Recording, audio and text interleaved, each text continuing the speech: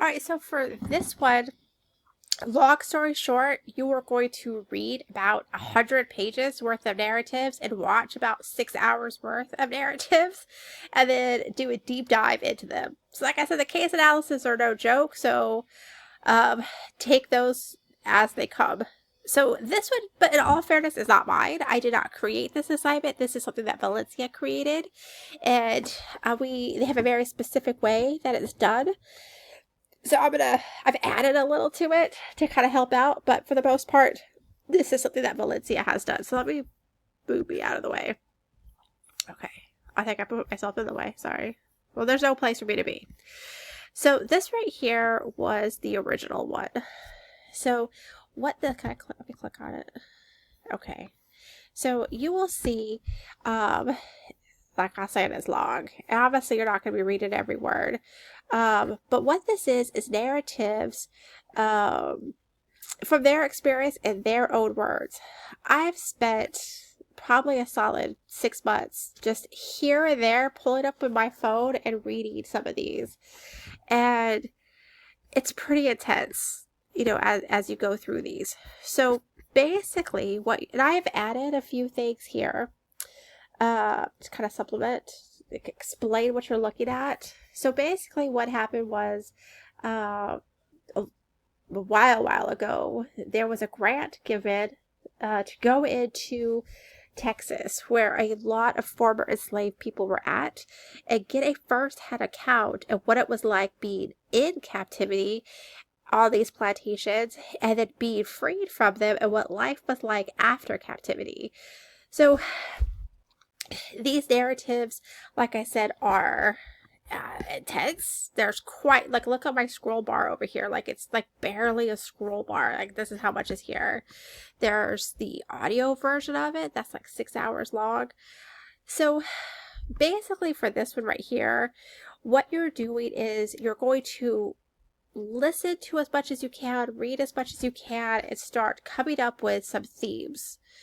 And that's what you're going to talk about over your case analysis. For example, me personally, I saw a couple of patterns as I was reading. Of course, I haven't read every single word of all of these, but the ones that I did see and read, I saw, and I'm trying to like articulate the word, but like numbness, for some of these. Some I saw pain, and some I just saw acceptance. And I'll explain what I mean. Like, for the numbness, as you're reading some of these, like, they just were in captivity for their entire life and constantly being promised a better world or hope or freedom. And just, you can only be excited about something so many times and it not happen that you're eventually just numb to it. And now that you finally have it, you're excited, but it's like, man, what was my life? And what's my life gonna be? So it was so hard to feel excited about this. And I read that a couple of times, like, I'm excited, obviously. I'm not being, beat or raped or tortured anymore, but, or just, imprisoned or oppressed. I'm free. The war is over. It was like a quiet excitement. And if I would spend my time analyzing that, like, I'd give myself a solid page of just trying to express, I'd pull out what they said and I would talk about, express it. That would probably be one. That was numbness. Another one, I can't remember what I just said, but, pain. Like, and it was like a weird pain. It was like a very quiet rage pain. Like, I paid for, like, loss. I lost my family. I lost my dignity. I lost my religion, my culture, my heritage. Like, some of them, they will talk about how this is not even their last name. They don't even know what their last name is. This is the last name of their overseer. So, see, he was born a slave to Albertus Armine. His name is, like, it's not even his name. So he would talk about that. Like, I don't have a history. I don't have a family.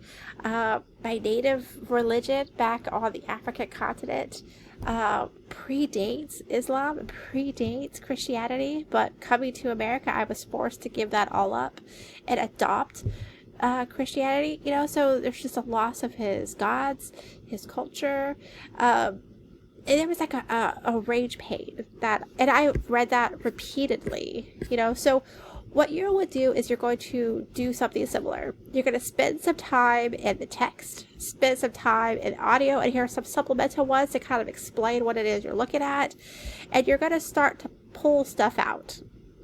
And this is you analyzing what you pull out and you talking about it. And of course, like I said, you could present it video form, talk it out with me like this, or you could present it in a slide format, or you could just do a good old written report. But again, make sure you go back to that orientation and get the case analysis rubrics. You know, try to stay within the spirit of the rubrics and make sure you're getting everything. But this is kind of a tough one. And I guess also full disclosure, these slave narratives, there's controversy surrounding these. There is a growing group of people who believe that this is a false history. So you could analyze that. That could actually, if you want to analyze that, that could be one of your things, like the perception of these. You know, maybe you don't focus on the actual narratives, you focus on some themes surrounding the narratives, because there is a growing belief that these are tainted, that the people giving the narratives were coerced, they didn't understand the questions, they didn't understand the purpose, and that what you are reading here is sensationalized and it's propaganda. So you do have two competing ideas. There's a good group of people who believe these are all 100% truth, and there is another group of people who believe that this is all just misrepresentation of a situation and it is biased and prejudiced towards the situation. So you could research that too and form your own opinion on that too. It's whatever, you know, as you're diving into this case analysis sticks out at you that you want to focus on. So if you get stuck and you need help, I'm here to help and guide you. So please let me know if you guys need any assistance. So good luck with this one.